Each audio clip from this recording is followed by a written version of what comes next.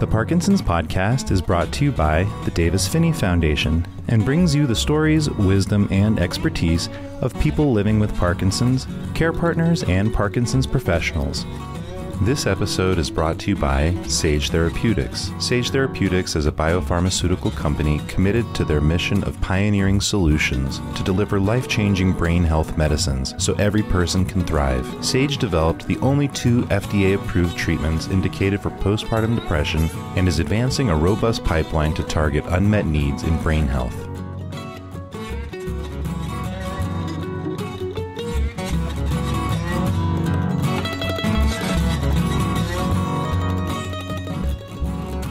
Welcome to the Parkinson's podcast. I'm your host, Sia Euros from the Phinney Foundation. Today we have David Putterman with us. After being diagnosed with Parkinson's, he returned to playing the drums, a passion from his former professional music career. Working with a music therapist, he found improvements in his symptoms and was able to reduce his medications. It's so great to have you here today, David. Could you introduce yourself and tell us a little bit about your background and journey with Parkinson's? Sure. Thank you, Sia, for having me. I appreciate it. Again, my name is Dave Putterman. I guess one of the biggest accomplishments in my life is I'm a father of 6 beautiful daughters, and I have 4 grandchildren. In my past careers back in the 1970s and early 80s, I was a professional drummer. In 2018, I just noticed a lot of things going on with my body. I never thought Parkinson's, never, ever in a million years. And at that time, I was 60 years old. And around that time and later on, you start to get things going on with your body medically that you figure, it's just age-related. And don't think too much of it, including a shake in my right hand. And I'm one to go 18, 20 hours a day nonstop and then just get a couple hours sleep. And I just found all I wanted to do was sleep. I lost all my passion for everything that I was doing. So I went to my doctor and she looked at me. She didn't even say anything other than, David, I think you have Parkinson's. I'm like, okay. So what do we do now? And she looked at me and she says, you're taking this very well. And I looked at her and I said, if it's not Parkinson's, it's going to be cancer. It's going to be stroke. It's going to be a heart attack. It's going to be something. None of us are getting out alive from this whole thing. So what do I do to get me back into shape again? Well, the good thing is, she said, Parkinson's is no longer a death sentence to people like it used to be years ago. We have medications for every symptom that you have. So, okay. So she put me on a whole load of medication. Within a month, I went back to her and I told her, I said, I noticed that the violent handshaking had basically stopped. And she said to me, it's because of the carbidopa, levodopa, the Sinemet that I was on. And she said, that just confirms even more that you had Parkinson's, because if it wasn't Parkinson's, your hand would still be shaking. And then she said, I think you should think about retiring from everything. And I looked at her and I said, why? And she says, you need to rest. And I said, no, that's not me. I said, I'll make a deal with you. I said, when I can't walk anymore, then I'll retire. And when COVID hit, everything slowed down. And so did my body. All of a sudden, because I wasn't running around doing what I used to be doing, my body just basically shut down on me. I would sit in a chair and within a matter of minutes, I would just fall asleep. And then I'd wake up an hour later and then fall asleep. I just could not function. And it got so bad. And then I started watching YouTube music videos. I'm what's known as a music empath. I feel music in me. And if I hear some good notes or chords or just a good tune in general, I well up with tears. And because it hits me inside really hard. So I started watching these videos and I was like, I need to play drums again. So I said to my wife, I said, you know what? I want to start a band. And she's like, okay, go for it. So I went out and got this drum kit and brought it home. And she looked at me and she said, all right, let's see what you got. And the first thing I did was I lifted up my right hand with the stick, and the stick came flying out of my right hand because of no grip. I just didn't have the strength. I was like, okay, that's an anomaly. So I picked up another stick and I went to go hit some beats. I'm hearing what I want to play in my own mind, but my brain wouldn't translate it to my hands and feet. When you play a drum kit in particular, you're using each hand and each foot, so you're coordinating 4 things at one time. My brain just shut down and couldn't do it. And I looked at the drumsticks like I was a 5-year-old that had never played before. And I was ready to give up. And I was like, no, I'm not going to let this thing beat me. I know what I used to have. I want it back. So I started doing research and they were talking about doing drum circles I saw, for patients. And I was like, oh, the light bulb went off. Oh, what's going on here? And then I came across some medical research that when musicians play, musicians use both hemispheres of their brains. So that kind of sparked my interest a little bit. I said, well, why? And then I read some articles about MRIs that were done of musicians, and it was found that the whole brain lights up when music is being played, when they play music. It used the whole brain. And I started putting things together more and more. And then I started reaching out to some musicians, um, asking when I say musicians, I'm talking about nationally known musicians. I got a lot of good response, but nobody had any good answers. And the closest person that came, and this is what got me to even research more, the drummer from the group, the 1970s group Deep Purple, Ian Pace. He said, I think it could have something to do with coordinating three or four things at once using your brain to play the drums. And he kind of left it there because he was just shooting in the wind. He wasn't really sure. I took what he said and I said, I think he may have a point here. So I said, I need to get a music therapist, if one even existed. I didn't even know. And number two, I needed a drum coach, not to teach me how to play drums, but just help me get back what I had lost before. I reached out to two people, but one got back to me, and I'm glad he did.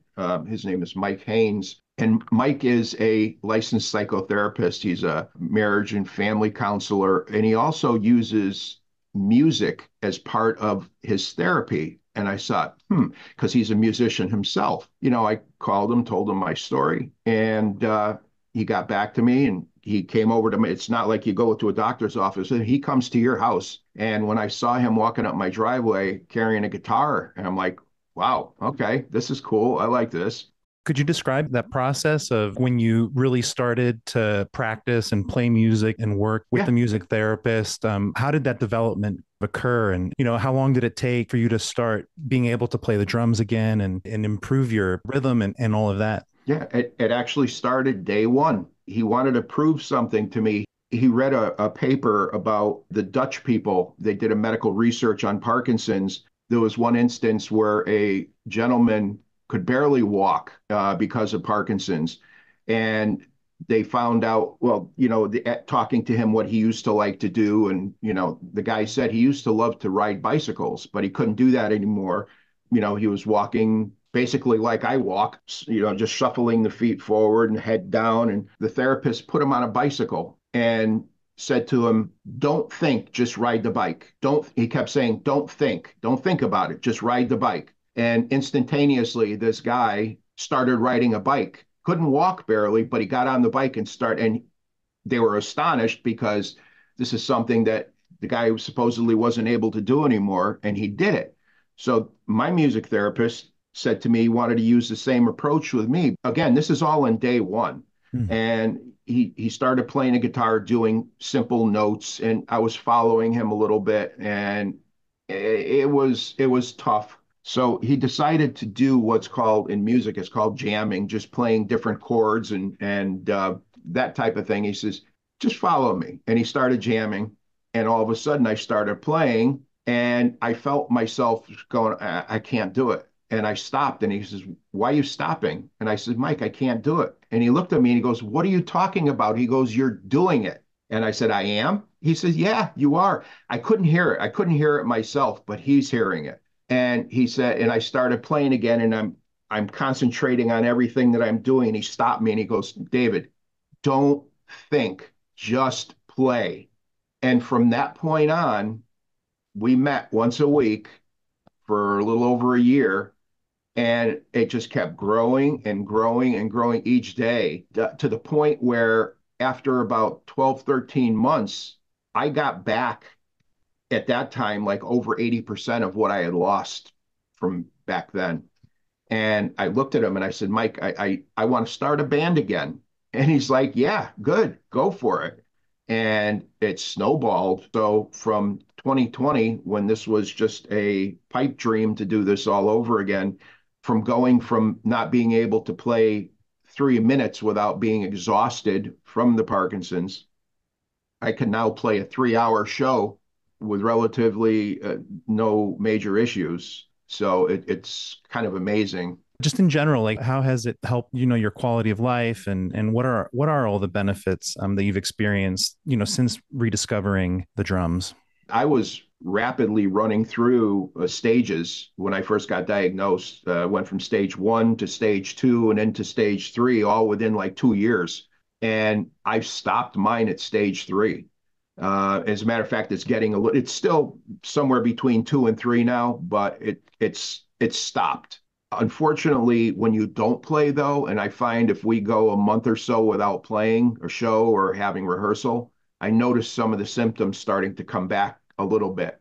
But as soon as I sit down at that kit and start playing, I liken it to, and I tell people, I said, you got drugs and alcohol. People always want to experiment, get high, and this and that. Playing music to me is the biggest high I could ever get in my life. When I'm behind that drum kit playing, all my problems go away. I'm not thinking of the past. I'm not thinking of the future. It's just this amazing feeling that I'm getting. It's a euphoric feeling throughout my body. And I was like, I wish everybody could feel this way. And as far as quality of life, yeah, playing the drums actually is probably one of the best things that I could have ever done to improve the quality of my life. I'm up and around doing things now. Again, I still get my days where I have some difficult times, but it's not nearly what it used to be, back a few years ago. So in general, what advice would you have for both musicians and non-musicians living with Parkinson's? Like, what do you feel like you've learned from your experience with playing the drums again? Sure. Big thing is I found a passion again. And if you're a non-musician or a musician, if you have a passion to do something, I'm giving you a roadmap to show you that just because you have Parkinson's disease, that does not mean your life has ended. For me, my life is beginning now because of Parkinson's disease. I wouldn't have gone through all I did if I didn't find out I had Parkinson's, or I could have given up and said, "Man, it's a dream to try to go back to what I used to be able to do." I don't work that way. I don't give up easy. I'm not going to lie to you. It's a lot of work and it's time consuming. And there's times where you want to give up and you think that you can't do it. But I'm living proof that you can go from zero. And today I've got back, I gauge around 95% of what I had lost back in the 70s. I'm not going to be satisfied until I hit 110% of what I used to be. So I'm not stopping. And I tell everybody, regardless of being a musician or a non-musician, find something that you're passionate about. And even if you think you can't do it anymore, do it. It's the best thing in the world. I just happened to find something that gave some medical benefits to it with the playing of the drums, with the relighting of neurons in the brain and new neural pathways and being able to decrease medication. So I was lucky enough to just find a venue for that. And what was it like working with your doctors, as you were, discovering this way to help your symptoms and reducing your medication? What was that like working with your healthcare providers? Yeah, they were, I had great providers, but they didn't know about all of this stuff. It was like a teaching moment for me to teach them. Look, this is what I found out. This is what I can do. This is what I can't do type thing. And that's when after I was able to play again, I said, I got to do a documentary to get this word out to everybody that, this could happen, and talk to the doctors about it. And they said, that'd be great. Do it. And then I started, unfortunately, hitting roadblocks, contacting people in the Parkinson's industry I said, look, I've got some medical findings here that people need to know. I need to do a documentary. Would you assist? Because I didn't know anything about doing a documentary. I mean, but I know it gets the word out there. And unfortunately, some of the more local Parkinson's foundations here said, geez, sorry, we don't do documentaries, but if you do a documentary, send it to us and we'll check it out. Like, that's not what I want to hear. I need somebody to help me do this. I know this will work. And so then I found a cinematographer who happens to be a second cousin of mine, unbeknownst to me, he's a cinematographer, and he flew out here to the East Coast, and he spent 3 days at my house filming, and had the band here playing and everything. And he shot enough footage for a couple hours worth of footage actually, but he put out it's like a 6.5 minute mini documentary about me. It was more so just to get interest from some corporation or medical whatever to say, hey, look, we think this is great. Let's do a bigger one, and then he'd work from there. And I got a lot of positive response, even from musicians on the little chats underneath where they leave a comment. And I had one lady who she actually does a YouTube content channel on Parkinson's. She's got young onset Parkinson's. She wrote back to me and she said, after watching your documentary, she said, I was a former piano player. Now I'm going back to try to play the piano again, which she couldn't do it because of Parkinson's. And just those little things where people saying that, giving them hope that you can do it. And that means more to me than anything in the world. You couldn't put a dollar figure on that for me. If I could help people do, with what happened to me, again, I'm making lemonade out of lemons, and I'm happy doing it. Yeah, hopefully we can put a link actually to your video in the description of the podcast, so people Sure. can find that video and watch that mini documentary that you made. Okay, that'd be great. Could you describe a particularly memorable moment or performance since your comeback to drumming? There's two moments. One was while playing music, and one while I was talking to a group of Parkinson's patients. The one playing drums was actually last summer, played at a big venue in central Connecticut. It was a big band shell in a park in central Connecticut. Prior to playing drums, I'm also a classical trumpet player, playing like orchestrational music, classical music. My passion was always drums, so I did both. But back in my earlier years, almost a little over 50 years ago, I played at this band shell as a kid with an orchestra. I got back up there last summer, as a drummer in my band, and I was looking out at the crowd. As soon as I started playing my first song, I just looked out and I just welled up with tears and started crying. And I kind of put my head down so nobody would see. But I just welled up because it was like the best feeling in the world being back up there on my terms this time, playing. So that was one of the more memorable times. But not playing was during one of the lectures that I did for Parkinson's patients. And, I went through my story. I showed my documentary. And at the end of the lecture, I saw this little old lady off to the side of me, and she was just sitting quietly the whole time. And she wasn't moving, she wasn't doing anything. Kind of had my eye on her because everybody else was, active, and she was just sitting there. And at the end, when I was getting up and I was leaving, she bent over to me and I went over to her and she says, I got to tell you, she said, I have been homebound with Parkinson's for years, being depressed, can't move, can't do things. She says, but after listening to you, you make me want to do things again and get my life going. I felt that wholeheartedly. I said to myself, you couldn't have paid me $1 million to get a reaction out of somebody like that. And that meant the world to me. If I could help one person, not even, non-musically, but if I can motivate somebody to do, again, things that they want to do because of Parkinson's disease, so be it. I mean, I want to help as many people as I can. And I encourage people to, if you have any questions, I even put on my sites and everything. If you have any questions, please don't hesitate. Reach out to me at any time. I'll be more than happy to answer any questions or help you out as best I can. I've been helped out by so many people, so many great musicians that, now it's time for me to give back. And I love doing it. I love doing it. Awesome. Yeah. So what do you see as the future of your advocacy work in Parkinson's?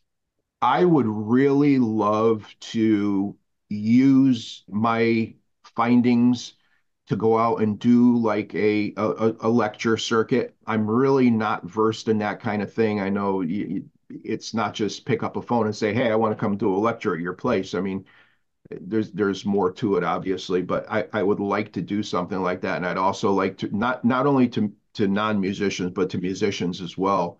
Again, I think it's more important that I get my information out to as many people as possible because Parkinson's is a real thing, but it doesn't mean it's the end of the world. Again, to me, it's the beginning of my world now. It's a new life for me. Yeah. Well, we've covered a lot. I was wondering if there are any questions you wish I had asked, or anything else that you would like to speak about. But the only thing that maybe I wanted to bring up was the name of a few of the musicians that did help me out. Oh, absolutely, Uh, yeah. Yeah. Who are some of the musicians that have inspired you and have been direct help to you in this journey? Yep. And the people that I'm going to tell you about now have all been directly helpful with me. Number one being the first person I reached out to was Ian Pace from Deep Purple. He not only answered me, but he did a short little segment on his YouTube channel about me too. Again, not knowing what the outcome was going to be. This was right at the beginning, but that in itself gave me the impetus to keep going. Besides him, there's another famous drummer. He's a real showman. He's funny as heck. His name is Steve Moore. He's just a real showman behind the drums, and he's phenomenal musician. And he actually took the time to write a letter back to me that was like over a page long, praising me for what I was doing and, keep the good work up type thing. And that really helped.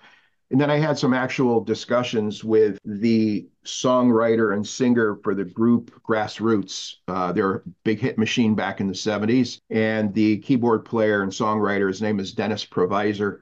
We do one of his cover songs, or we do a couple of Grassroots songs in my band. And I got a hold of him and I said, "Hey, Dennis," I said, "we did some cover songs. They're on YouTube. Can you do me a favor and, critique them for me?" And he was great. He came back and said he loved it. Another gentleman by the name of Mike Panera. He was the guitar player and singer for two groups, one being the group Iron Butterfly from back in the 70s, where they had this big hit, Inagata Davida, which was like a 20-minute drum solo in the song. And he was also the lead singer and songwriter for a group called Blues Image. They did a hit song called Ride Captain Ride. And he also watched our video of the band playing his music. And he told me, he says, "You guys covered it all." So I invited him last year to come out. He lives out in LA. And I invited him last year. I said, "Hey, if you're on the East Coast at all touring around, so I'd love to have you on stage. We're doing a Parkinson's Foundation benefit dinner."